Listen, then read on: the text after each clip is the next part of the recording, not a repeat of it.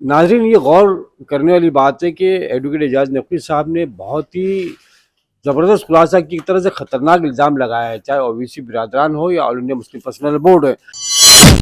जो माहिर खिलाड़ी हैं, जो शैतानी खोपड़ियां हैं, वो शुरुआत से ऐसे हरकतें कर रही हैं, जो सुप्रीम कोर्ट जाती हैं, तमाम पब्लिक से साइन करवाती हैं।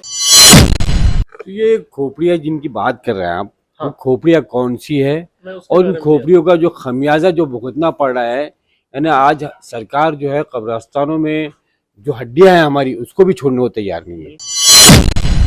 उसमें ये लोग वक्फ बोर्ड में खुद नुमाइंदगी करते हैं, मेंबर बनते हैं और उसके बाद में वो सेटलमेंट करते हैं। मैं नाम भी लेना चाहूँगा। मुजद्दिद साहब का एक ट्रस्ट है, एजुकेशन से वाबस्ता है, और 1-2 एकड़ ज़मीन नहीं है, तकरीबन 5,000 एकड़ ज़मीन है। अच्छा। 5,000 एकड़ ज़मीन है, जयपुर में है।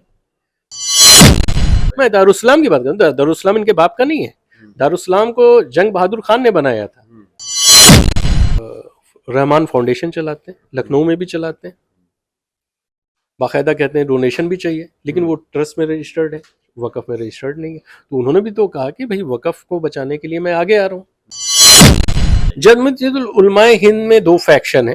पहला फैक्शन, जो मैं बड़े वाले से शुरुआत करता हूँ, जिनके 2 ट्रस्ट हैं, देवबंद और एक अब किसी एक को भी आज तक औकाफ की जायदादों का किसी तरह से भी कोई लाभ नहीं मिला, फायदा नहीं मिला, कोई फैज हासिल नहीं हुआ, तो ये जा कहाँ रहा है ये? बम्बई शहर में बहुत सारी दरगाहें हैं और बड़ी बड़ी दरगाहें हैं, जहाँ से पूरा हिंदुस्तान नहीं, मैं समझता हूँ शायद दुनिया भर से लोग आते हैं। बड़ा पैसा वहाँ पर, इसका क्या मसला है? इन पैसों का ये कहाँ जा रहा है?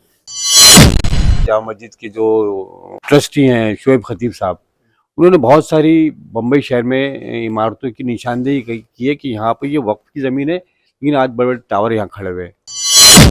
अगर अदालत में जाए तो ये जो इमारतें जो बनी हैं, तो उस पर अभी भी एक्शन हो सकता है।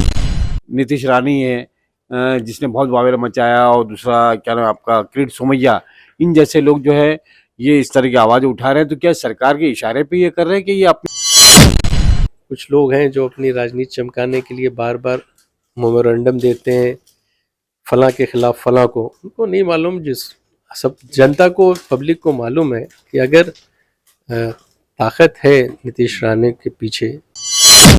अजीत पवार साहब जो कि मुसलमानों की बात करें, बड़े सेकुलर बनते हैं, ये आज तक सिर्फ मुसलमानों को इन्होंने लॉलीपॉप दिखाया, यानी ये कहिए आपके कोनी पे सिर्फ शहद लगा के दिखाया, इन्होंने चाट भी नहीं सकते और ना उसका इस्तेमाल कर सकते। अजान होगी तो कुत्ते भौंकते ही रहेंगे।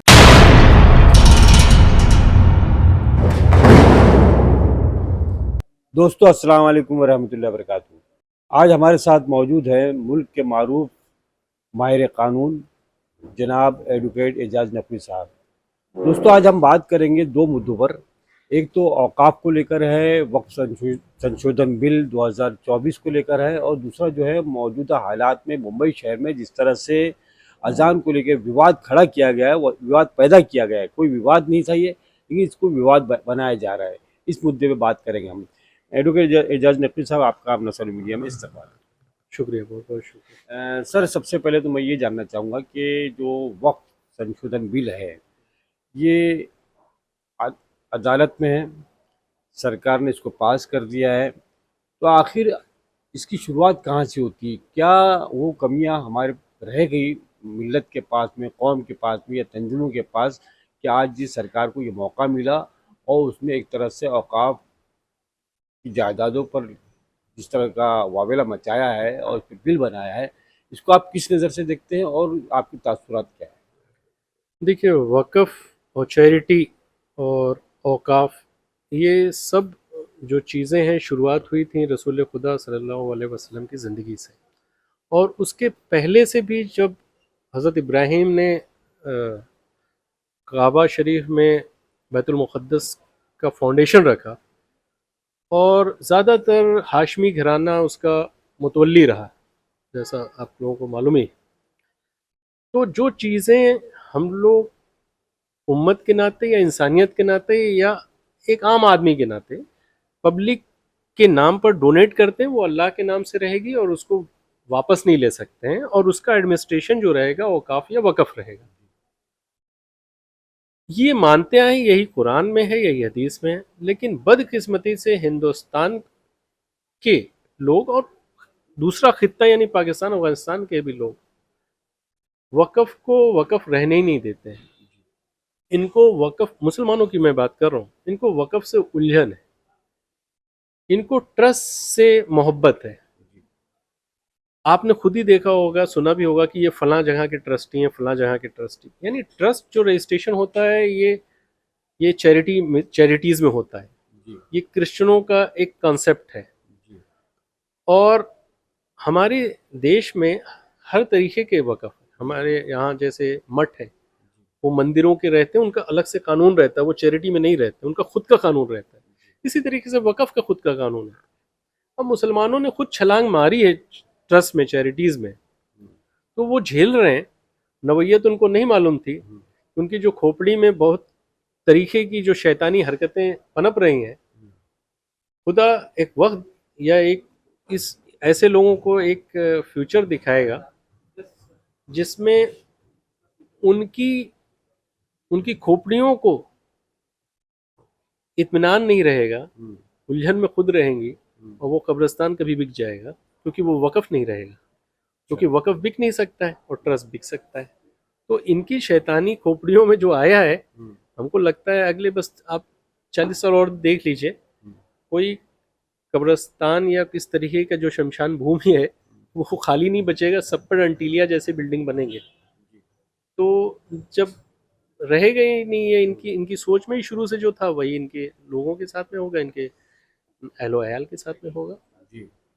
तो ये खोपड़ियाँ जिनकी बात कर रहे हैं आप, हाँ। वो खोपड़ियाँ कौन सी है मैं उसके और बारे उन में खोपड़ियों का जो खमियाजा जो भुगतना पड़ रहा है, यानी आज सरकार जो है कब्रिस्तानों में जो हड्डियां हैं हमारी उसको भी छोड़ने को तैयार नहीं है। ये एक बहुत बड़ा नुकसान होने जा रहा है जिसका अंदेशा जाहिर किया जा रहा है। लेकिन सरकार का कहना है कि हम वक्फ बिल जो इसलिए लाए हैं कि इसका फ़ायदा, इसका फैज़ जो है औकाफ का जो पसमानदा तबका है मुसलमान का, उन तक नहीं पहुंच रहा था, इसलिए हमने ये बिल बनाया है। बिल्कुल, मैं सरकार का हिमायती नहीं हूँ। सरकार इसकी प्रॉपर्टीज़ को बेचना चाहती है, वो सबको मालूम है। लेकिन इस बात का मैं हिमायती हूँ कि गरीबों को वक़्फ़ का फ़ायदा नहीं मिला। उसकी वजह ये है कि जैसे ही आप श्रोमणी गुरुद्वारा प्रबंधक कमेटी का वक़्फ़ देखिए, जिसमें 60,000 एकड़ ज़मीन से ज़्यादा कुछ नहीं है, मुसलमानों के पास 7 लाख एकड़ ज़मीन। कोई सरदार आपको भिखारी नहीं दिखेगा, कोई सरदार आपको जेल में बहुत कम दिखेंगे, रिक्शे वाला तो बिल्कुल ही नहीं दिखेगा। लेकिन मुसलमानों में ये बहुत बड़ी आबादी है।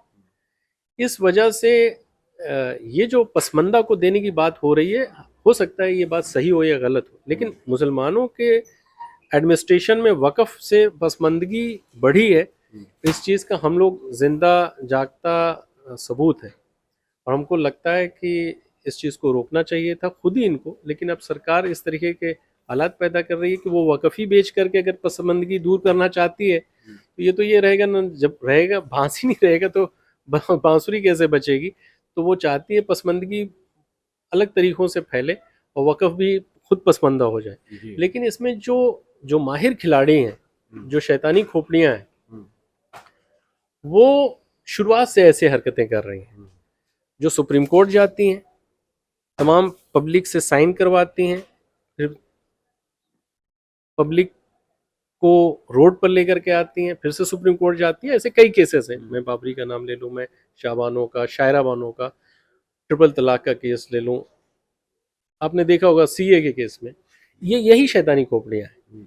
और जब इनको मैं मैग्नम टावर बचाने की बात करता हूँ, लैंको बिल्डर्स जो 1600 एकड़ ज़मीन लेकर के बैठी हुई है, एनटीपीसी जैसे 16,000 एकड़ ज़मीन लेकर के बीजापुर की बैठी हुई है, विजयवाड़ा की, उसमें ये लोग वक़्फ़ बोर्ड में खुद नुमाइंदगी करते हैं, मेंबर बनते हैं, और उसके बाद में वो सेटलमेंट करते हैं। मैं नाम भी लेना चाहूँगा, मुजद्दिदी साहब का जयपुर में बहुत बड़ा ट्रस्ट है, वक़्फ़ नहीं है, वो वक़्फ़ के सबसे बड़े हिमायतदा हैं। ऑल इंडिया मुस्लिम जिम्मेदार उनकी बात कर आदमी है, मैं उनकी बात कर रहा हूँ। बहुत बड़ा इल्जाम, बहुत बड़ा नाम ले रहे हैं आप। इल्जाम मैं नहीं कहता हूँ, ये तो सच्चाई है। मैं सैयद वली रहमानी साहब की बात कर रहा हूँ, जो खुद सेंट्रल वक़्फ़ काउंसिल के मेंबर थे, जो खुद रहमानी फाउंडेशन चलाते हैं, फाउंडेशन ट्रस्ट में रजिस्टर्ड है, जी। वकफ में नहीं है। और वकफ काउंसिल का पैसा भी उन्होंने लिया, अच्छा। तकरीबन 50 लाख रुपए लिया, हम्म, इसी वजह से कि वो वकफ में खर्च करेंगे, उन्होंने वापस नहीं दिया। हम्म, ऐसे लोन ही लिया था, लेकिन वकफ में चूंकि खर्च कर दिया तो लोन हुआ ही नहीं, उनका डिफेंस था। इसी तरीके से मैं नाम लूंगा, आप मुजद्दिदी साहब की बात कर रहे थे। मुजद्दिद साहब का एक ट्रस्ट है, एजुकेशन से वाबस्ता है, और 1-2 एकड़ जमीन नहीं है, तकरीबन 5,000 एकड़ जमीन है। अच्छा। 5,000 एकड़ जमीन है, जयपुर में है। और सब उनका एक ही कारस्तान है कि भाई हम ट्रस्ट में रहेंगे, वकफ में नहीं जाएंगे। और कुछ जमीनें उन्होंने वकफ की कब्जा करके रखी, ये ऑफिशियल मैं बोल रहा हूँ। इसकी जिम्मेदारी सैयद इजाज अब्बास नकवी की खुद होगी। वो नोटिस भेजे, हम उनको जवाब देते हैं। हमारे पास जब शिकायतें आई या किसी ने बताया या कहीं केस में हमने खुद पढ़ा, तब मैं बोलता हूँ।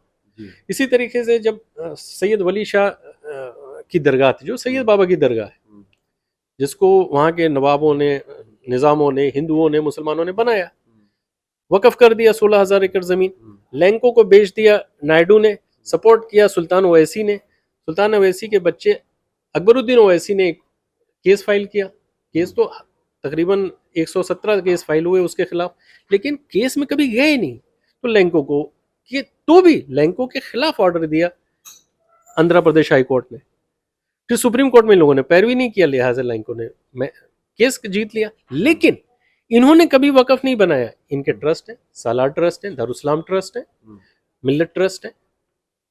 तो और ये वकफ बचाने की बात करते हैं। तो ये मसला शैतानी खोपड़ियों का हमको समझ में नहीं आता है। कोई भी अपने को किसी मजहब से वाबस्ता कर सकता है, उसका कपड़ा पहन सकता है, शेरवानी सिला सकता है, चश्मा लगा सकता है, कई कई रंगीन कपड़े पहने जा सकते हैं, लेकिन ये मसला समझ में नहीं आ रहा है कि आप जब वकफ को फॉलो ही नहीं करते हैं, आप खुद ट्रस्ट, अपने बच्चों को ट्रस्टी बनाना चाहते हैं, तो आप कैसे वकफ की बात कर रहे हैं? हमारे पुरखों ने वकफ किया है, हम लड़ते, हमारे पुरखों की एक सोच रही है, ये इस्लाम सभी का है, चाहे कोई भी रहे, जिसका अच्छा अमाल रहेगा वो मुसलमान रहेगा। उन्होंने अपने लड़कों को तो जानशीनी नहीं दिया, लेकिन ट्रस्ट में ये चीज है कि ट्रस्ट, जिसका ट्रस्टी बच्चा रहेगा या ट्रस्टी रहेगा, वकफ उसी का रहेगा। ये खानदानी अजारादारी चलेगी। हाँ, खानदानी अजारा, खानदानी इदारा। तो ये जो चीज है, ये शैतानियत है एक तरीके से। यही यजीदियत है। यजीद क्या भी तो चाहता था कि उसका लड़का ही राजा बने। आपने एजाज नकवी साहब बहुत बड़ी बातें कह दी है और बड़े नाम लिए आपने, और इनको आपने यजीद से मैं वाबस्ता कर रहा हूँ भाई। जो जो ऊपर वाले की जगह कब्जा कर रहा है, वो उससे बुरा आदमी कौन हो सकता है? नहीं, मुझे बड़ा ताज्जुब हो रहा है, क्योंकि असदुद्दीन अवैसी ये कहते हैं, या अवैसी बिरादरान, आप चाहे अकबरुद्दीन अवैसी की बात कीजिए या हमारे अवैसी साहब की बात कीजिए, जो बड़े अवैसी साहब है भाईजान, उनकी बात कीजिए, ये तो कह रहे हैं कि हमने वहाँ पर जो इदारा हमारे चल रहे हैं, वहाँ पर इतने बेड का हॉस्पिटल है, स्कूल है, वहाँ पर गरीबों की पढ़ाई हो रही है, वहाँ फ्री में, मुफ्त में इलाज हो रहा है। ये तो दावा करते रहिए, तो ये कहने इसका की फायदा पहुंच रहा है ना पसमंदा तबके को। बिल्कुल बिल्कुल, ये कहने की जरूरत ही नहीं, आप वकफ में कर दीजिए। मैं तो वही कह रहा हूँ, आप ही की बात को सच्चाई में ला रहा हूँ। आप कह रहे हैं कि बिल्कुल बेजुबान, गरीब, भूखे, यतीम लोगों के लिए आपने किया है, तो आप वकफ में कर दीजिए। आपको एक स्टेप और मैं आगे लेकर के जा रहा हूँ, लेकिन आप जाने के लिए तैयार नहीं। यानी यहीं पे मसला फंस रहा है। आप उनकी भलाई चाह रहे हैं या बुराई चाह रहे हैं? क्या मैं उनकी बात को कह रहा हूँ कि अगर वो आप वकफ के पैरोकार बनते हैं, तो आप वकफ में अपने इदारे रजिस्टर्ड करा दीजिए। सुप्रीम कोर्ट में गए केस लड़ने के लिए ये बिल को लेकर। तो मैं कह रहा हूँ, अपने जो सोसाइटी रजिस्ट्रार में जाते हैं, अपना चैरिटी कमिश्नर उन्होंने रजिस्टर्ड कराया, चैरिटी कमिश्नर में, वहां से पेपर लें, अपने वकफ बोर्ड में दे दें। वो तो मेंबर भी है वकफ बोर्ड के, वकफ बोर्ड के मेंबर है। हाँ, तो जाकर के वहीं पेपर दे दें, उनका रजिस्ट्रेशन हो जाएगा सेक्शन 37 में। सेक्शन 37 को बचाने के लिए सुप्रीम कोर्ट क्यों जा रहे हैं? पहले अपना तो रजिस्टर्ड करें। आज कोई भी वकील, कोई भी जज अगर पूछे कि भाई आप लोग खुद ही वकफ नहीं करते हो, वकफ की लड़ाई सरकार से क्यों करते हो? कहीं ना कहीं आपका इशारा इस तरफ है कि ये जो अदालत में ये all India Muslim personal law board है या मजलिस इत्तेहादुल मुस्लिमीन है, सलाउद्दीन अवैसी साहब, ये जो अदालत में गए हैं, वक्फ बिल को जो है यहाँ पर जो लागू किया गया सरकार की तरफ से, एक तरह से मैं ये कहना चाह रहा हूँ कि मिल्लत की आबा अजदाद की हमारी जो वक्फ की ज़मीन उनको बचाने गए कि अपने आप को बचाने गए? ये अपने आप को ईडी से, सीबीआई से, इनकम टैक्स से बचाने गए हैं। और ये लोगों का बहुत पुराना जो है मसला रहा है कि जब इनको मेडिकल कॉलेज का परमिशन चाहिए था पीवी नरसिम्हा राव जी से, तो इन्होंने बाबरी मस्जिद का केस छेड़ा, डेक्कन मेडिकल कॉलेज को रजिस्टर्ड कराया, उसका परमिशन ले लिया। आप देखिए दोनों का एक महीने के अरसे के अंदर सब हो गया है। अच्छा। इसी तरीके से जब इनको यूनिवर्सिटी का परमिशन चाहिए तो कुछ और करते हैं। इनको कई मेट्रो के लोगों से ब्लैकमेलिंग करना है, ये करते हैं। तो ये एक लंबा चौड़ा खेल नहीं है, ये सिंपल सा क्विड प्रो को है, यानी लेन देन का विषय है। इस वजह से हमेशा ऐसे इश्यूज को ये उठाते हैं। आप दारुसलाम की बात कर रहे हैं? मैं दारुसलाम की बात कर रहा हूँ। दारुसलाम इनके बाप का नहीं है। दारुसलाम को जंग बहादुर खान ने बनाया था, जंग बहादुर खान ने बनाया था। अच्छा। और उनको उनकी भी हिस्ट्री है। हुक्के में उनको जहर दे करके 26 या 36 जून 1943 को बेवक्त मारा गया, जिस वक्त वो 33 साल 43 ईयर्स के थे, 43 साल के थे। मारने वाले कौन लोग थे? लोगों को शिकायत है कि कुछ दरबारी थे निजामों के, उन्होंने मारा है। और वही दरबारी ने 5 मई को टीपू सुल्तान को 1799 को मारा था। तो आप समझ सकते हैं 1799 में अंग्रेजों के साथ मिलकर के निजामों ने टीपू सुल्तान को मारा। आज टीपू सुल्तान के नाम पर ये सो कॉल्ड छोटी मोटी इदारे वोट मांगते हैं।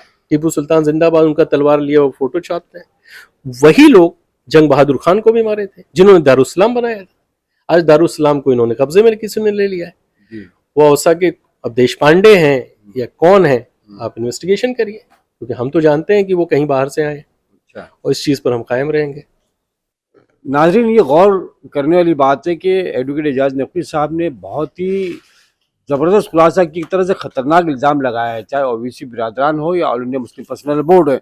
मैं नकवी साहब एक बात जो ये कहना चाह रहा हूँ कि ये औक़ाफ़ का मामला बरसों से चल रहा है, लगातार चलता आ रहा है कि औक़ाफ़ की ज़मीन को बचाया जाए। अब जब बिल जो है बन गया, तैयार हो गया, सरकार ने उसको लागू भी कर दिया या उस पर अमल करने की कोशिश की जा रही है, तो क्या ये लड़ाई को इनको पहले से नहीं लड़नी चाहिए थी? जो आज ये सड़कों पे आने की बात कर रहे हैं, इजलास की बात कर रहे हैं, आवाम को साथ लेने की बात कर रहे हैं, दस्तखती मुहिम की बात कर रहे हैं, क्या ये देर नहीं करती इन्होंने? क्यों, क्या वजह क्या है इसकी? ये खुद ही चाहते हैं वक्फ न रहे, इसी वजह से ये वक्फ बोर्ड के मेंबर होते हैं। तो एक भी गरीब मुसलमान को 1 रुपए या एक भी गरीब इंसान को 1 रुपए नहीं मिलता है। जब इनका इरादा ही कुछ और है, ये किसी और इरादे से वक्फ बोर्ड में आते हैं, जैसा हम लोगों को मालूम चल गया है, वैसे ही बीजेपी सरकार को मालूम चल गया, वैसे ही सरकार को मालूम चल गया। तो इन्होंने देर किया ही नहीं, इन्होंने बहुत पहले से इनका इशारा है कि वक्फ नहीं रहना चाहिए। इसी जमाने में आप भी तो औकाफ काउंसिल में थे। मैं सेंट्रल वक्फ काउंसिल में था। मैंने खुद रिपोर्ट बनवा करके यूपी की दिया है, और इसके बारे में तेलंगाना के बारे में भी बोला है कि भाई तेलंगाना में इतने वक्फ हैं, तो हर आदमी भगवान से क्यों 2 रुपए, अल्लाह से क्यों 2 रुपए मांग रहा है? जब वक्फ के पास पैसा है तो गरीबों को देना चाहिए उसको। जैसा डैनियल लतीफी केस में सुप्रीम कोर्ट ने बोला है, मैंने नहीं बोला, सुप्रीम कोर्ट के केस ने बोला है कि भाई एक ट्रिपल तलाक की बेवा औरत को पैसा कौन देगा? सुप्रीम कोर्ट ने कहा कि भाई डैनियल लतीफी एक वकील साहब थे, उन्होंने अप्रोच किया, तो उन्होंने कहा देखिए 3 मेंबर बेंच ने कि अगर 3 महीने के बाद में, इद्दत पूरी होने के बाद में एक औरत रोड पर आ जाती है, किसी न किसी को तो मेंटेन करना पड़ेगा। और all India Muslim personal law board बोलता है ट्रिपल तलाक देने के बाद 3 महीने के जो इद्दत पीरियड है उसके बाद में उसको मेंटेनेंस देने की जरूरत नहीं है, ऐसा शरिया में है। तो मेंटेनेंस कौन देगा? तो डैनियल लतीफी केस में हुआ कि वक्फ बोर्ड देगा। अच्छा। वक्फ बोर्ड ने रेजोल्यूशन पास किया, सेंट्रल वक्फ काउंसिल उस वक्त नहीं थी, लेकिन ये सभी वक्फ बोर्ड ने एक रेजोल्यूशन पास किया कि हाँ भाई हम लोग बेवाओं को मेंटेनेंस देंगे। लेकिन आज तक किसी ने 1 रुपए नहीं दिया, सिवाय हरियाणा वक्फ बोर्ड ने, जिसने 600-700 रुपए महीना देता था। किसी बेवा को या किसी तलाकशुदा को देना चाहिए था, तो ये तो किया नहीं इन्होंने। इस वजह से ये चाहते हैं कि वक्फ खत्म हो जाए, या फिर वक्फ के नाम पर ये खुद अपनी चौधराहट करते रहें, ताकि ब्लैकमेलिंग का एक मसला जो है इनका शामिल रहे। अब मुस्लिम अवाम इनके साथ में है नहीं। एक बात तो मैं आपको ये बताऊं, आपको लगता है, हमको लगता है सोशल मीडिया पे कुछ चल रहा है ना, समाज के ज्यादातर लोग जो है समझ गए हैं कि ये लोग फ्रॉड कर रहे हैं, शेम प्रोसीडिंग कर रहे हैं। All India Muslim personal law board, उसके साथ में वाबस्ता लोग, ये छोटी मोटी 2-4 पार्टियां और 2-4 और नेता, किसी का मैं नाम, सभी का नाम लेकर के बोलता हूँ, इनके साथ में अवाम नहीं है। सर ऐसा अगर होता हाँ तो ये बिजली गुल जो इन्होंने रखा था, हाँ। ये तो बहुत जबरदस्त कामयाब रहा। All India Muslim personal law board के पीछे पूरे मुसलमान नजर आए, मिल्लत नजर आई। नहीं, बिजली गुल सब लोग खुद ही करना चाहते थे और कर भी सकते हैं, वो वक्ती तौर पर होता है, लेकिन इनकी बात कोई नहीं मानता। अगर मानता तो सज्जाद नोमानी साहब का जो कहा यही बातें हैं महाराष्ट्र में पूरी नहीं हो पाती, बहुत सी चीजें हैं, वो इनकी बात वो अलग, सुनता वो है। सियासत, हमें वो मामला चलिए, सियासत पे हमें आ गया उस ना वो, बात को कि divert सज्जाद करना नोमानी थोड़ा। साहब के उन पे भी बहुत सारे इल्जाम लगे नहीं, मैं कि इल्जाम इनके की बात ऐलान नहीं से कर नहीं, उनके ऐलान से बीजेपी को फायदा हुआ, इस तरह के हो इल्जाम सकता है, लगे। चलिए, लेकिन उनकी बातें मैं इस वजह से नहीं मानूंगा कि वो खुद रहमान फाउंडेशन चलाते हैं, लखनऊ में भी चलाते हैं, बाकायदा कहते हैं डोनेशन भी चाहिए, लेकिन वो ट्रस्ट में रजिस्टर्ड है, वक़फ़ में रजिस्टर्ड नहीं है। तो उन्होंने भी तो कहा कि भाई वक़फ़ को बचाने के लिए मैं आगे आ रहा हूँ, तो वक़फ़ में रजिस्ट्रेशन नहीं करते हैं। मैं कहता हूँ अब बत्ती गुल करने से अच्छा अपना रजिस्टर लेकर के चैरिटी कमिश्नर से आप वक़फ़ बोर्ड को दे दीजिए। नहीं, रहमान फाउंडेशन तो उनका अपना निजी इदारा है ना, उनका अपना निजी फाउंडेशन है वो। हाँ, तो चैरिटी कमिश्नर में ही रजिस्टर्ड है ना। जी, वो तो सारे इस तरह के जो फाउंडेशन है वो तो चैरिटी कमिश्नर में रजिस्टर्ड, उसका वक्फ से या औकाफ से क्या ताल्लुक है उसका? तो क्यों, तो पब्लिक से आप डोनेशन क्यों मांगते हैं अल्लाह के नाम पर? तो सभी मांग सकते हैं ना। नहीं तो फिर हम एक आप, छोटी सी सोसाइटी चलाते हैं, हाँ, अगर नहीं हमें वही वेलफेयर का काम करना है तो आवाम से मांगेंगे हम। हाँ, तो आप वक़फ़ में भी कर सकते हैं वही वेलफेयर। भाई वक़फ़ को सिर्फ कब्रिस्तान तक क्यों महदूद कर रहे हैं? हमारा यही है, ये बहुत सबसे पुराना सब्जेक्ट है। औकाफ का मतलब कहीं सिर्फ कब्रिस्तान तो है ही नहीं। तो बहुत सी चीज़ें ऐसी समझ करके देख करके हमको लगता है कि जो पर्सनल लॉ बोर्ड के लोग हैं वो झूठ बोल रहे हैं। यानी वो इस तरह बकवास कर की इदारे जो हैं, चाहे वो रहमान फाउंडेशन हो या और कोई नहीं, भी, मेरा उसको पर्सन, मैं इज्जत करता हूँ। उसको हाँ नहीं सज्जाद उसको नुमानी साहब की मैं बहुत इज्जत जी करता हूँ। वो बेसिक हमारे हमारे अंदर जितनी सलाहियत है उसकी 100 गुना ज्यादा है, लेकिन बेशक। वक़फ़ वाले इशू पर मैं सिर्फ डिफर कर रहा हूँ, सिर्फ। नहीं तो वही मैं कह रहा हूँ, आप क्या चाह रहे हो, उसको वक़्फ़ में शामिल कर वक़फ़ दिया में जाए? कर देना चाहिए। अच्छा। मेरे दिल को खुशी हो जाएगी। अब मेरे दिल के लिए वो काम करते हैं कि नहीं करते हैं देखना चाहिए था। हमारे जैसे, मतलब हमारे जैसे लोगों के लिए, कि अगर आप पॉलिटिक्स की बात करते हैं तो पॉलिटिकल पार्टी रजिस्टर्ड कराइए, किसी ने किसी को सलाह दिया था। इसी तरीके से अगर आप वक़फ़ की बात करते हैं तो वक़फ़ में पहले आप रजिस्टर्ड करा दीजिए। आप रहेंगे चैरिटी कमिश्नर में, बात करेंगे वक़फ़ की, समझ में नहीं आता है कि आप बात सिर्फ गुजरात की कर रहे हैं और रहना चाहते हैं तमिलनाडु में, तो ये लैंग्वेज का भी डिफरेंस आ रहा है, आपके प्रोमिसेस का भी इश्यूज आ रहा है, आपके खुद की जो आपकी हैसियत है उस पर भी क्वेश्चन मार्क आ रहा है। नहीं चलिए ठीक है, अभी इल्ज़ाम और इस तरह की बातें आती रहेंगी। फिलहाल जो पोजीशन है, ये जो हालात है, आप अभी सुप्रीम कोर्ट भी गए थे, वक्फ औकाफ की बिल को लेकर तारीख भी थी, अब आप मौजूद थे, मेरी आपसे बात भी हुई थी और आपने एक वीडियो भी बना के वहाँ से भेजी थी कि मौजूदा हालात क्या है, स्टेटस क्या है। ये ऊट जो है किस करोड़ बैठेगा अभी फिलहाल? हमको नहीं लगता है कि प्रेजेंट हियरिंग में जो सुप्रीम कोर्ट में जो चीज़ें हुई हैं और उससे कोई स्टे मिलने का गुंजाइश है, क्योंकि जो चीज़ें मेरे दिमाग में है, आपके दिमाग में है, और हमने भी पहली बार ही बोल दिया था कि देखिए अभी गर्मी के बाद ही जो कुछ होना है होगा, लेकिन कुछ लोगों ने बाद में आर्गूमेंट किया, जीत किया। तो ग्राउंड ये लोग बना नहीं पा रहे हैं कि किस तरीके से ये केस बाबरी मस्जिद के और शाबानों के ट्रिपल तलाक के केसेस से अलग है। निर्मोही अखाड़े का जो आर्गूमेंट तब था वही केस जो है अभी रखा जा रहा है। बाबरी मस्जिद का जो केस वक़फ़ का है तब का वही केस आज भी रखा जा रहा है कि आपका अलग से इदारा नहीं हो सकता है, आपको अपना ग्राउंड अलग से मेंटेन करना पड़ेगा। वो ये है कि आपका ये रिलीजियस स्ट्रक्चर है, रिलीजियस बिलीव है, और ये चैरिटी का जो पैसा है ये रिलीजियस का है, ये रिलीजियस पैसा है। इस वजह से इसको डिस्टिंक्टिव फीचर देते हुए राइट टू रिलीजन के तहत प्रोटेक्ट किया जा सकता है। ये नोटिंग पर और इस नवैयत पर आर्गूमेंट नहीं है। और अगर मैं करने जाता हूं या आप जैसे लोग भी आर्गूमेंट करने जाते हैं तो ये पूरा कुनबा है जो वकील रह चुके हैं ट्रिपल तलाक में, जो वकील रह चुके हैं निर्मोही अखाड़े केस में यानी बाबरी मस्जिद केस में, वही टीम अभी भी है और वो किसी को आगे ही नहीं आने देते हैं। और कपिल सिब्बल साहब और ये मैं कपिल सिब्बल, आपके मनु सिंघवी हैं, और हुज़ैफ़ा हैं, और हुज़ैफ़ा तो नहीं बहुत ज़्यादा है, लेकिन एक और हैं, का नाम नहीं याद खैर आता है। कई खैर वकील हाँ, हैं जो उनके। जिन्होंने बाबरी मस्जिद में बहुत अच्छा आर्गूमेंट ऐसा वो कहते हैं किया, लेकिन जो नवैयत होनी चाहिए वो नहीं है। तो उसी वजह से वो इशू जो है हमेशा वो आगे खड़ा हो जाता है कि आपका रिलीजियस राइट प्रोटेक्टेड है या नहीं है। जब नहीं प्रोटेक्टेड है तो प्रोटेक्शन स्टे कैसे मिलेगा? इस वजह से हमको, मैं नाउम्मीद हूँ आर्गूमेंट के पॉइंट ऑफ व्यू से और इनकी सदाकत के पॉइंट ऑफ व्यू से। नहीं, वो तो रख रहे हैं ना बात को कि ये पूरा औकाफ का जो मामला है इसका ताल्लुक सीधा सीधा मजहब से है। ये जी, मजहबी है, दीनी है ठीक है, और खैर पे मुबनी है। ठीक ये है, अदालत के सामने रख रहे हैं, लेकिन ठीक है। अदालत मानने को तैयार नहीं तो है। क्या वही तो बात मैं बात, अगर मैं जज होता तो पूछ लेता ना, ओवैसी साहब आप बोलते हैं कि ये रिलीजियस और मजहबी मैटर है, तो आपने ये मजहब के खिलाफ जाके कोई काम किया है क्या कि आपने आज तक क्यों नहीं वकफ करवाया? आप तो खुद वक्फ बोर्ड के मेंबर हो। ये क्वेश्चन का आंसर किसी के पास नहीं है। नहीं, ये सवाल खड़ा होगा वहां पर। यस, या बिल्कुल सवाल खड़ा हो रहा है, सबकी खुद की इंटीग्रिटी के ऊपर इसको कहते हैं, खुद की जो हैसियत रहती है उसके ऊपर क्वेश्चन आ रहा है। ये ऐसा नहीं है ये पहला केस है, कश्मीर के भी दो चार लोग हैं जिनके ऊपर क्वेश्चन आ रहा है, सबके ट्रस्ट हैं, मेडिकल कॉलेज हैं, और आप बात कर रहे हैं नहीं वक्फ बोर्ड बचाना है कश्मीर में, और खोले हुए हैं आप मेडिकल कॉलेज। इसी तरीके से मैं नाम लूँगा आपके हुसैन हुसैन पाशा साहब जो हैं, वो अपने यहाँ के गेसू दराज दरगाह के जी। सज्जादा नशीन है।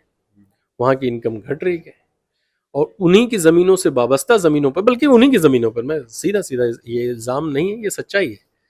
आपने ख्वाजा एजुकेशनल ट्रस्ट खोला, अपने बच्चों को के अलावा किसी को उसमें ट्रस्टी नहीं बनाया किया, और इसका फंड बढ़ रहा है, इसका फंड घट रहा है।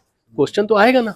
मैं सुप्रीम कोर्ट का जज होता, हाई कोर्ट का जज होता, या एक आम इंसान होता, बोलता है अरे यार भाई आपका खुद की वकफ में क्या रोल है? जी। आप तो वकफ बोर्ड मेंबर हैं, खुसरो पाशा हो गए, ओवैसी हो गए, वली रहमानी साहब भी मेंबर थे, इवन मदनी साहब भी एक ज़माने में मेंबर रहा करते थे, उनके रिश्तेदार हैं। तो सबने, वकफ किसी ने नहीं किया इस चीज़ का उम्र के डर। बाद भी तो बहुत सारे मदारिस है, जायदादें हैं या इस तरह के जो है मेरे पास प्रूफ है। वो उस पर आप क्या कहना चाहिए? जमीयतुल उलमाए हिंद में दो फैक्शन है। पहला फैक्शन, जो मैं बड़े वाले से शुरुआत करता हूँ, जिनके दो ट्रस्ट हैं, देवबंद और एक मौलाना हुसैन मदनी एजुकेशन ट्रस्ट। ये दोनों सहारनपुर में आज भी रजिस्टर्ड है, वकफ में रजिस्टर्ड नहीं है। अच्छा। इसी तरीके से ये जो हैं महमूद मदनी साहब, इनका हलाल ट्रस्ट है, जिस पे आजकल इन्वेस्टिगेशन भी चल रहा है, हालांकि वो इन्वेस्टिगेशन गलत है, लेकिन ट्रस्ट तो है ना। तो आपने वकफ क्यों नहीं किया? भाई हलाल का पैसा तो आप आ रहा है, तो क्या हलाल का पैसा वकफ नहीं हो सकता है? वकफ हमको समझ में नहीं आता है कि आपको भी समझ में नहीं आएगा कि ये लोग वकफ से भागते क्यों हैं। हाँ, नहीं बिल्कुल, क्योंकि अब मैं ये देख रहा हूँ कि अभी मेरे सामने यहाँ पर 10 लोग बैठे हैं, कोई एक कह दे कि जो बेचारे, मैं समझता हूँ मिडिल क्लास लोग हैं ये लोग, अब किसी एक को भी आज तक औकाफ की जायदादों का किसी तरह से भी कोई लाभ नहीं मिला, फायदा नहीं मिला, कोई फैज हासिल नहीं हुआ, तो ये जा कहाँ रहा है ये? मेरे ही साथ में हुआ। मैं लखनऊ में ऑब्जर्वर था, उत्तर प्रदेश में, आपको याद होगा कि जो 6 महीने के लिए ऑब्जर्वर बना था, लेकिन मेरे को 2 ही हफ्ते के अंदर वहां से बैरंग वापस, लेकिन मैंने रिपोर्ट सबमिट कर दिया था।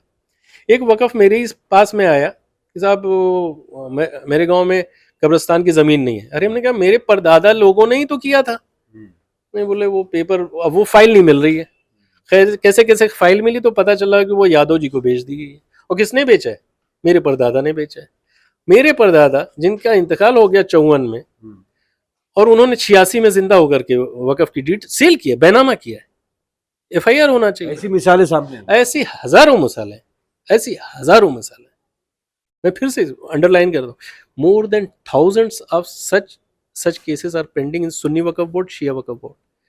कोई कंप्लेंट नहीं है, वाजिब कोई कंप्लेंट नहीं है। सिर्फ ब्लैकमेलिंग के लिए कंप्लेंट भी होती है, टाइम पास चलता रहता है, अदरवाइज सीरियस कंप्लेंट्स नहीं है।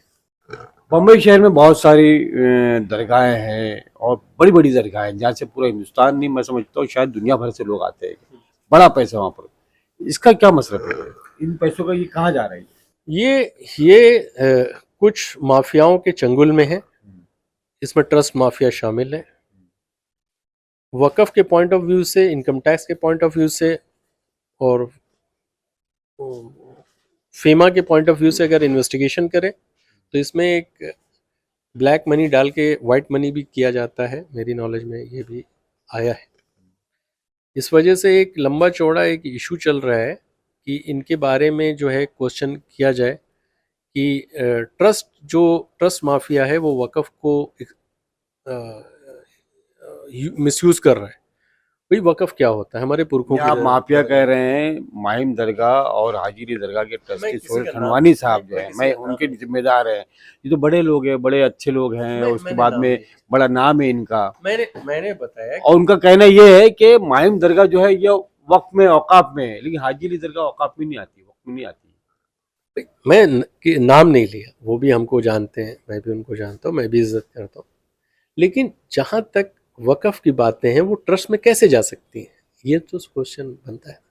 जी। भाई सैयद बाबा तो हमारे ही पुरखे रहा करते थे या आपके पुरखे रहा करते थे, तो हमको अपने क्या पुरखों से इतनी अजमत नहीं है कि हम उनको वक़फ़ कह सकें? भाई आप जब कब्रिस्तान में दफन हो सकते हैं, कब्रिस्तान वक़फ़ हो सकती है, तो हमारे पुरखे ट्रस्ट में कैसे जा सकते हैं?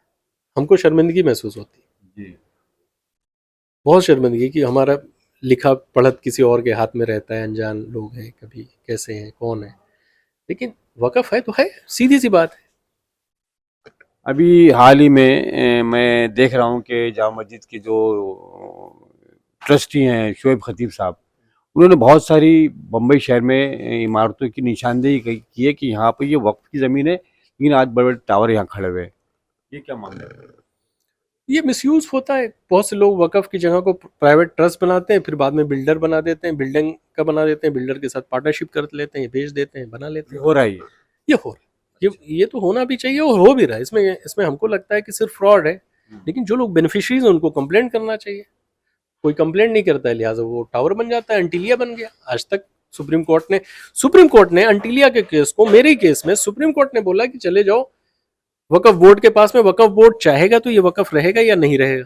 अभी अभी की बात है, 2023 में। मुसलमानों को आज तक हासिल नहीं हो पाया ना, इतने सालों से केस लड़ने के बाद में मुकदमे बाजी सब कुछ, लेकिन कुछ हासिल नहीं हो वर्ड इसमें करेक्ट कर लीजिए, किसी मुसलमान ने आज तक ठीक से केस लड़ा ही नहीं। एक बात, मुसलमान लीडर ने कभी हमारे साथ में या हम उनके साथ में कभी शाना बशाना हो ऐसा मौका ही नहीं दिया। मुसलमान कुछ और चाहता है। अगर अदालत में जाए कि ये जो इमारतें जो बनी हैं तो उस पर अभी भी एक्शन हो सकता है। बिल्कुल एक्शन हो सकता है। सुप्रीम कोर्ट ने बोला कि ये वक़फ़ है कि नहीं, वक़फ़ बोर्ड ही डिसाइड करेगा। वक़फ़ बोर्ड एक लेटर दे देगी, भाई ये वक़फ़ है, खत्म हो गया, इसको डिमोलिश करो, क्या दिक्कत है? और वक्फ बोर्ड जो है लेटर नहीं देगा, फिर क्या करेंगे? तो आप जानते हैं कि क्यों नहीं देगा वो लेटर, उसके पीछे कितनी कहानियां हैं, कितने लोग हैं। तो इसी वजह से जिस इंसान का आपने नाम लिया, अगर वो कहीं का ट्रस्टी है, किसी मस्जिद का ट्रस्टी है, तो वो भी बताए ना कि उस मस्जिद का ट्रस्ट का फंड्स कैसे बढ़ रहा है। वक़फ़ लीज रूल भी है। आप बैक फायर कर रहे हैं उन पर, बैक फायर कर रहा हूँ, बिल्कुल सीधा सीधा फायर कर रहा हूँ, खतीब साहब पे। बिल्कुल सीधा सीधा। आप जामा मस्जिद चला रहे हो या मैं जामा मस्जिद चला रहा हूँ, वहां पे रेंट कंट्रोल एक्ट नहीं है, वहां पे वक़फ़ लीज रूल है। 2014 से भी, उसके पहले से भी था, बाद में बोला कि सब कैंसिल करके आप वक़फ़ लीज रूल चलाओ और मार्केट रेट से भाड़ा लो, मार्केट रेट से डिपॉजिट लो। वहाँ अंडर में तो बहुत सारी दुकानें हैं जो किराए पे चल रही ज्यादा होती है तो मार्केट रेट से भी ज्यादा। तो जो ऑक्शन का प्रोसेस SGPC एक्ट 1972 श्रोमणी गुरुद्वारा प्रबंधक कमेटी 92 में है, वही प्रोविजन हमने वक़फ़ लीज रूल में डाल दिया है। हमने डाल दिया, उस वक्त मैं भी मेंबर था, हाँ हूँ करता रहता था, थोड़ी कोशिश भी किया होगा अगर मेरा बात सही है, लेकिन एक्ट इम्प्लीमेंट हुआ है मेरी जमाने में। अच्छा, ये वक़फ़ लीज रूल वाला जो रूल्स है, वक़फ़ लीज रूल का जब मैंने सोचा कि यार एक एक दुकानें हैं, एक महीने का 1 लाख रुपए भाड़ा ऑफिशियली आता है, सबको पता है, तो ये पैसा 2-2 रुपए पे पर्ची कौन फाड़ रहा है? मैं भी ढूंढ रहा हूँ। हमको तो लगता है अल्लाह भी ढूंढेंगे कुछ दिन के बाद ऐसे लोगों को कि ये पर्ची, मैं मार्केट रेट्स का कानून बनाया हूँ कि जिसका गरीबों को पैसा मिले, और पर्ची 2 रुपए पे फाड़ा जा रहा है। यानी कि आपको भरोसा ही नहीं है ऊपर वाले पर। नहीं अल्लाह के हाथ लगेंगे नहीं, लोग इतने माहिर है ये। मसला तो यही है। तो यही मसला आकर के यहाँ पर रुक जाता है कि एक्ट में कुछ कमी नहीं है, एक्ट में कुछ कमी नहीं है, एक्ट में अमेंडमेंट करके सरकार कुछ फायदा चाह रही है, लेकिन उस चीज का ड्रामा करके कुछ लोग ज्यादा फायदा चाहते हैं, जो है उनमें कमी है। हाँ, वो कमजोर करना चाहते हैं वक़फ़ के पूरे निज़ाम को, और खास करके एक्ट को, निज़ाम को उन्होंने पहले ही खा लिया है। मुसलमानों का लीडरशिप में 2 फ्रैगमेंट है, एक ने वक्फ बोर्ड पे कब्जा करके वक्फ बोर्ड को कमजोर किया, एक सुप्रीम कोर्ट और हाई कोर्ट से और बीजेपी के से सरकार से मिलकर के वक्फ को कमजोर करना चाहता है। ये दोनों लोग अभी सक्सेसफुल लग रहे हैं, लेकिन उनको याद रखना चाहिए कि कुछ ऐसे भी लोग हैं जो इन दोनों पे नजर बनाए हुए हैं, और ऐसा नहीं 1400 साल से हम लोग लड़ते आ रहे हैं अगर हमारी बात करें। लेकिन हमारे जैसे भी बहुत सारे लोग होंगे कि जिन्होंने जियोनिस्ट को खैबर में हराने की कोशिश तो किया था, हराया भी था, भगाया भी था। तो ये कौन से लोग हैं? वक्ती तौर पर ये ना समझे कि ये लोग नाबीना हो गए। हाँ, पब्लिक बिल्कुल जानती है, पब्लिक जानती है, आवाम जानती है कि 14 करोड़ मुसलमानों के साथ सिर्फ खिलवाड़ किया जा रहा है। हाँ, गरीबों के साथ में खिलवाड़ हो रहा है, वो खुद भी खिलवाड़ करवा रहे हैं। उसमें असल में क्या है, मासूम लोग हैं, उनको समझ में नहीं आता है कि क्या कानून है, क्या कचहरी है, क्या उनका राइट्स है। अब इस तरीके का जब लॉ लेकर के आ गए कि अगर रजिस्टर्ड नहीं है आपका कब्रिस्तान तो वो ग्राम समाज का है, ग्राम समाज वापस ले लेगा। अब गांव का अगर मैं मानिंदा आदमी हूँ, एक फोन कर दूं डीएम को, पैमाइश करा करके उसको प्रॉपर्टी को ग्राम समाज से मैं दिलवा दूंगा XYZ स्कूल को, कॉलेज को, तो स्कूल और कॉलेज को अगर वो मिल गया किसी को, मेरे पर्सनल को, तो मेरे फायदे में हो जाएगा। या मैं पिक्चर हॉल या बाजार हाट, ऐसा मेरे नॉलेज में है, ऐसा कई मॉल मेरे नॉलेज में है ऐसा। मैंने फोन किया, किसी का फायदा होगा, बाद में पता चला रही यार ये तो वकफ की जमीन थी, फिर से रिवर्स कराना पड़ा। नहीं नहीं नहीं, वो उसको वापस दो। मैं एग्जांपल देता हूँ, ईदगाह मैदान है टांडा में, रामपुर में, वहां पर ईदगाह के दिन मैदान में मेला लगता था। मेले से जो पैसे की इनकम होती थी वो मस्जिद में जाती थी। एक कॉलेज बना, एक मिनिस्टर साहब ने कॉलेज बनाया, फोन किया, दूसरे मिनिस्टर साहब दिल्ली से उस कॉलेज को वो दे दिए, इमदाद दे दिए, वो भी 270 करोड़ रुपए। बाद में पता चला नहीं यार ये तो ईदगाह की जगह है। विड्रा वापस हुआ, पैसा वापस हुआ, FIR हुआ, आज तक वो कॉलेज अधूरा बना हुआ वहां पर इंटर कॉलेज पड़ा हुआ है। वजह क्या उसकी वापस होने की? क्योंकि वकफ की जमीन है, ये ट्रांसफर नहीं हो सकती है। वकफ की जमीन में मेला लग रहा था तो मेला लग रहा था, उसका पीछे वन से वकफ ऑलवेज वकफ, मंशे वाकिफ ने जो कह दिया वही होगा। अब जैसे उसने कह दिया कि भाई यहाँ पर प्यासे इंसानों को पानी पिलाया जाएगा, तो पानी पिलाया जाएगा ना। आप कौन होते हैं बिस्लरी पिलाने वाले या उसको शरबत पिलाने वाले या क्या पिलाने वाले? एक ने कह दिया, उसका जो है पहले वो बेसिक जो एम्स ऑब्जेक्टिव है मंशा वाकिफ की, उसकी मंशा को आप कंप्लाई करिए। आपने दिखाने के लिए बोलेंगे हम 3 दिन बिरयानी खिलाएंगे, बाकी 365 दिन या 356 दिन तो आप लोगों को भूखा मार देंगे। इसलिए सिर्फ प्यास बुझाइए जितना हो सकता है, बाकी आपको जो करना है आप अपना वकफ करिए। यानी मेले लगते रहेंगे लेकिन तालीम का कोई जरिया नहीं बनेगा गरीब बच्चों के लिए, पसमानदा तबकात के लिए, मुसलमानों के लिए। ये मामला है। हाँ, अब ये सिर्फ दिखावा है सरकार की तरफ से और मुसलमानों की तरफ से डबल दिखावा है। मुसलमान लीडरशिप में मुसलमान आम आदमी की, क्योंकि आप हम सब आम आदमी है, तो चलिए बात निकलेगी तो बहुत दूर तक चलेगी। शायद ये ऐसा मुद्दा है, इस पे घंटों बैठ के बात करेंगे तो पूरी नहीं होगी। मैं बताता हूँ कि मौजूदा जो स्थिति चल रही है अजान को लेकर, मसाजिद पे जो लाउड स्पीकर उतारने की, कहीं पुलिस ने, बम्बई पुलिस ने जबरन भी उतारा है, कहीं नोटिस दिया गया है, और आपने इस केस को लड़ा भी है बम्बई हाई कोर्ट में, जिसमें मैं भी एक तरह से कहीं शिकायत करता था मैं भी। हाँ, आप और जी हाँ, सिग्नेटरी थे। जी जी जी। तो इसको लेकर आप क्या कहना चाहेंगे, क्या मामला है? देखिए, अजान एक खास वक्त पर होती है, और ये अजान के बाद में जो नमाज पढ़ने वाला है वो कभी इंसान होता है, कभी कभी बीमार होता है, कभी वो बहरा रहता है। तो वो कई मसलों को लेकर के कहीं परेशान हाल है, दिमागी तौर पर वो पुरसुकून नहीं है।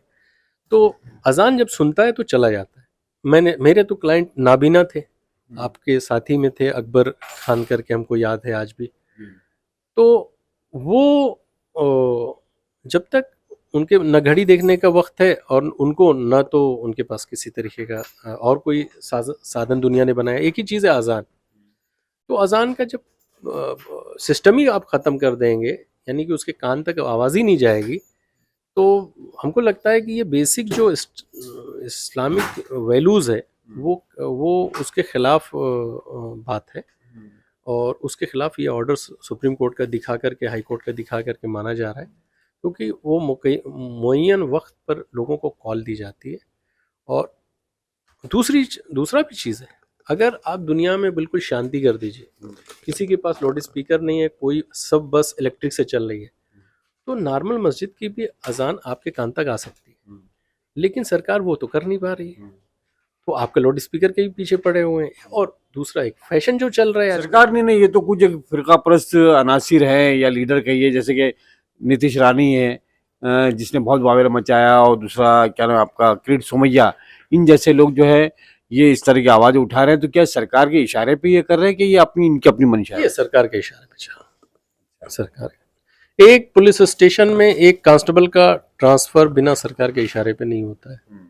ये सब तो मिनिस्टर्स हैं, जो हाई कमांड बोलेगा वही बोलेंगे। कभी दबी जबान से बोलेगा तो दबी जबान से बोलेंगे, म्यूजिक के साथ बोलेगा तो म्यूजिक के साथ बोलेंगे। इतना जहर उगल रहे हैं ये लोग मुसलमानों के खिलाफ या उनके मजहब के खिलाफ, लेकिन कोई एक्शन नहीं नीतीश राणे पर आज तक, उसको अरेस्ट ही नहीं किया गया। नीतीश राणे पर एफआईआर हर केस में होता है, लेकिन ऐसे प्रोविजंस हल्के लिए जाते हैं, रजिस्टर्ड किए जाते हैं कि उसमें कॉग्निजेबल अरेस्ट हो ही नहीं सकता। अच्छा, यानी कि विद्वेष फैलाने की शुरुआत का एक केस उनके ऊपर बना दिया जाता है, लेकिन कॉग्निजेंस के टाइम पर जब अरेस्ट की बात आती है तो वो जो है प्रोविजन नहीं उनके ऊपर अप्लाई करता है, इस वजह से हल्का केस बनाया जाता है। ये तो बात होती होगी ना, पहले आप जो है यहाँ वावेला मचाओ और जहर फैलाओ, हम हैं आपके पीछे। मैं आपके पीछे हूँ, ये कहने की भी जरूरत नहीं है। भाई दिल्ली अगर किसी को हिंदुस्तान के एक सबसे बड़े सूबे का काबीना मंत्री बना रहा है तो वो सीएम से कम नहीं है। तो दिल्ली पावर जब पावर है, वो बिला पावर वजह का मिसयूज किया जाए। एक बिला वजह कुछ लोग हैं जो अपनी राजनीति चमकाने के लिए बार बार मेमोरेंडम देते हैं फला के खिलाफ फला को। उनको नहीं मालूम, जिस सब जनता को, पब्लिक को मालूम है कि अगर ताकत है नीतीश राणे के पीछे तो वो दिल्ली की ताकत है। दिल्ली के, महाराष्ट्र की भी नहीं, दिल्ली की बात, दिल्ली की ताकत, मैं बता रहा हूँ, दिल्ली की ताकत। फडणवीस और शिंदे वगैरह की कोई तो ऐसी नहीं, ये लोग एक लेवल के लोग हैं, फडणवीस और शिंदे। लेकिन एक ताकत और भी है जो इन लोगों के ऊपर बैठती है, बॉस है, उसने अपॉइंट करके रखा हुआ है नीतीश राणे जी को। उसके पहले इनके डैडी थे, उनको बनाया गया था, जो कि अनाप शनाप काफ़ी बोले थे। आपने देखा होगा बाला साहब ठाकरे तक के खिलाफ बोलते रहते हैं। लेकिन ये दो नाम जैसे मैंने लिया, फडणवीस साहब और शिंदे साहब, एकनाथ शिंदे साहब, लेकिन इनके साथ में एक अलायंस है अजीत पवार साहब, जो कि मुसलमानों की बात करें, बड़े सेकुलर बनते हैं। ये आज तक सिर्फ मुसलमानों को इन्होंने लॉलीपॉप दिखाया है, यानी ये कहिए आपके कोनी पे सिर्फ शहद लगा के दिखाया है। इन्होंने चाट भी नहीं सकते और ना उसका इस्तेमाल कर सकते हैं। आज तक मुसलमानों के मुद्दे पे कहीं पर भी उन्होंने कोई साथ नहीं दिया है, ना उसका कोई हल निकाला है। हाँ बिल्कुल, ये बिल्कुल आप ये कहिए कि किसी का नाम लेना मेरे लिए भी जेबा नहीं देता है। सब बकवास है, सब जमहूरी लोग हैं, और जमहूरियत के चक्कर में अवाम निकली थी गंगा जमुना, उसको खे करके उल्टा उल्टा जो है गंगोत्री यमुनोत्री में पहुंचा दिया है।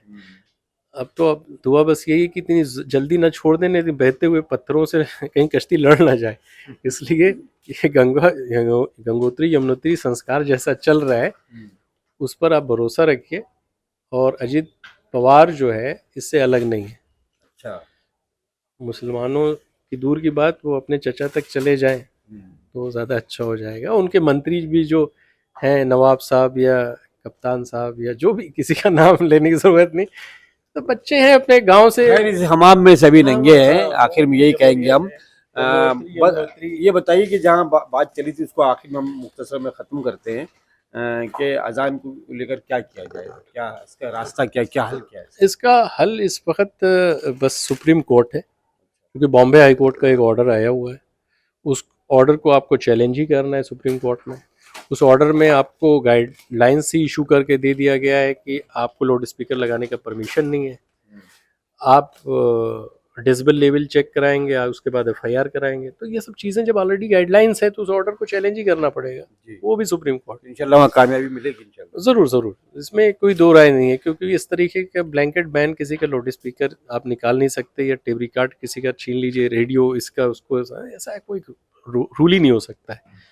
हाँ, डिसेबिलिटी के लेकर के एक जो शिद्दत तशद्दुद स्टाइल में जो कुछ लोग वर्क कर रहे हैं, जो पुलिस स्टेशन भी वर्क कर रहा है, ऐसा भी देखने में आया, उसको भी एक गाइडलाइंस इशू हो जाएगी अच्छी सी, जो दोनों फिरकों को भी मिला सके, हिंदू भाइयों को भी परमिशन दे सके, मुस्लिम भाइयों को भी। ऐसे गाइडलाइन जब तक नहीं आएगी, जब तक ये बीच में पॉलिटिक्स दोनों तरफ से चलती रहेगी, तो इसके लिए सुप्रीम कोर्ट का ही एक रास्ता है। लेकिन थोड़ा सा बात आगे बढ़ गई, ये डिसेबिलिटी को लेकर जो बात हो रही है कि 55% या कुछ 45 इस तरह से, शायद आप ज़्यादा जानते होंगे वो, जब उसको चेक, अजान जब होती है और उसको जब हम रास्ते पे खड़े होकर जब चेक करते हैं उस अजान की आवाज़ को, तो वो आला जो है अजान के अलावा आसपास की आवाज़ों को भी कैच करता है, तो डिसेबिलिटी वहाँ पर जो बढ़ जाती है, तो उसको किस तरह से फिर वो नापा जाएगा? तो पुलिस तो उसको पकड़ती कि भाई ये अजान हो रही है और ये आपका आला जो है इतना डिसेबिलिटी बता रहा है, जबकि आसपास की आवाज़ें भी कैच कर रहे हैं वो, तो कैसे वहाँ इंसाफ होगा बताइए? नहीं, एक तो ये एक ग्राउंड है कि जो बाकी की आवाज़ें आप चुप ही नहीं करा पा रहे हैं, और एक आवाज़ को कैच करने के लिए कुछ और शरारती लोग उसी वक्त चिल्ला देते हैं। क्या बात है। अक्सर तौर पर आपने देखा होगा, आप शायद गांव के बैकग्राउंड से नहीं है, मैं गांव के बैकग्राउंड से भी हूँ, आज भी वक्त मिलता है तो साल में 2 बार 4 बार जाता हूँ। अब देखिए, जब अजान होती है तो 25-30 जो भूखे कुत्ते रहते हैं मेरे ही घर के सामने, वो भी ओ करके चिल्लाने लगते हैं। तो आप डिसेबिलिटी चेक करेंगे तो बहुत सी आवाज़ आने लगती है। सही है।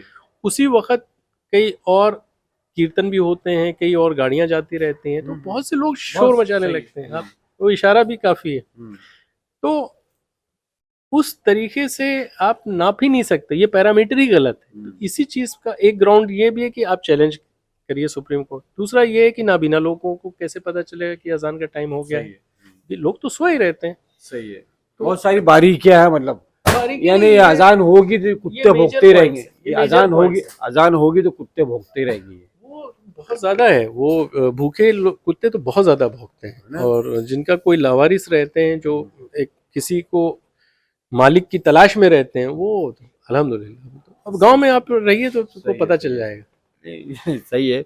बहुत बहुत शुक्रिया आपका, आपने बहुत कीमती वक्त लिया और काफ़ी लंबी गुफ्तगू रही और बहुत सारे खुलासे नाजरीन जैसे कि एडवोकेट एजाज नकवी साहब ने किए हैं, और ख़ास तौर से हम इसी मुद्दों को लेकर जो है आज यहाँ पर बॉम्बे हाई कोर्ट में आए थे। बॉम्बे हाई कोर्ट में बैठ की बातें हो रही है ये, और मैं एजाज साहब आपका बहुत बहुत शुक्रिया अदा करता हूँ, और नाजरीन आपका भी बहुत बहुत शुक्रिया कि इन बातों को, जो सच्चाई है, जो हक़ायक़ है, जो उन्होंने पेश किए, हम चाहेंगे कि आप ज़्यादा से ज़्यादा इसकी मालूमात खुद भी रखें और लोगों तक भी पहुँचाएँ। कैमरा पर्सन शाहीन पटेल के साथ आपका दोस्त राशिद अज़ीम इजाज़त चाहता है। जय हिंद, जय महाराष्ट्र, अल्लाह हाफिज़। आप देख रहे हैं आमना सामना मीडिया। वीडियो को शेयर कीजिए, चैनल को सब्सक्राइब नहीं किया है आपने तो सब्सक्राइब जरूर कर दीजिए।